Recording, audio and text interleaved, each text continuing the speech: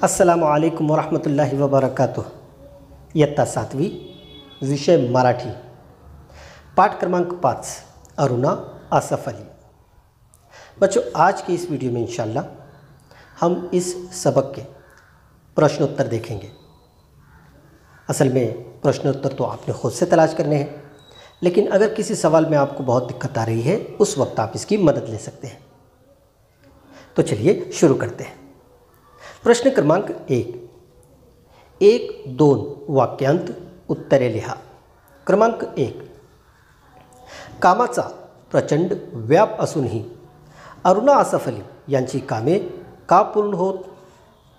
उत्तर, कोणतेही काम तत्परतेने, निस्वार्थी वृत्तीने व निश्चयी बाण्याने पार पाडण्याची जबरदस्त ताकद अरुणा आसिफ अली यांच्याकडे होती। त्यामुळे कामाचा प्रचंड व्याप असूनही त्यांची कामे पूर्ण होत। क्रमांक 2, देशाच्या स्वातंत्र्यासाठी अरुणा आसफ अली यांनी कोणता त्रास सहन केला? उत्तर, अरुणा आसफ अली यांना पकडण्यासाठी इंग्रज सरकारने बक्षीस जाहीर केले, परंतु पोलिसांना चुकवून त्यांनी क्रांतीचा संदेश सर्वदूर पसरवला। देशाच्या स्वातंत्र्यासाठी त्यांनी अनेक वेळा तुरुंगवास भोगला। क्रमांक 3, देश कार्य करताना त्यांच्या ठाई कोणती भावना होती?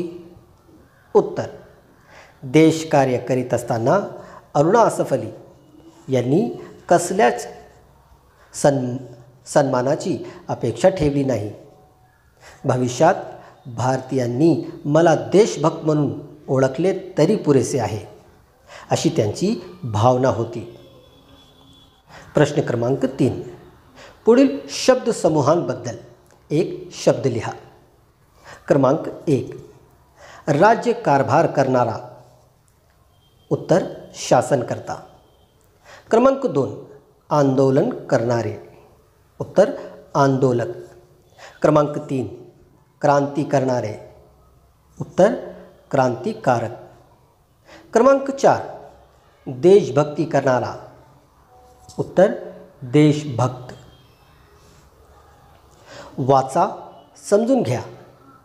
क्रमांक 1, 25 वर्षे। उत्तर, रौप्य महोत्सव। क्रमांक 2, 50 वर्षे। उत्तर, स्वर्ण महोत्सव। क्रमांक 3, 75 वर्षे। उत्तर, अमृत महोत्सव। क्रमांक 4, 100 वर्षे। उत्तर, शतक महोत्सव। पुढील वाक्यांत पूर्णविराम व स्वल्पविराम घालून वाक्य पुनः लिहा।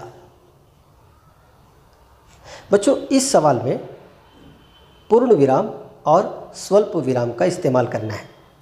पूर्ण विराम कहते हैं ख़त्मा को, जिसको अंग्रेज़ी में फुल स्टॉप कहा जाता है, और स्वल्प विराम कहा जाता है कॉमा को।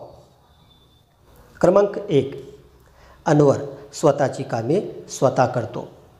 क्रमांक 2, गुलाब, मोगरा, चाफा ही स्वासिक फुले आहेत।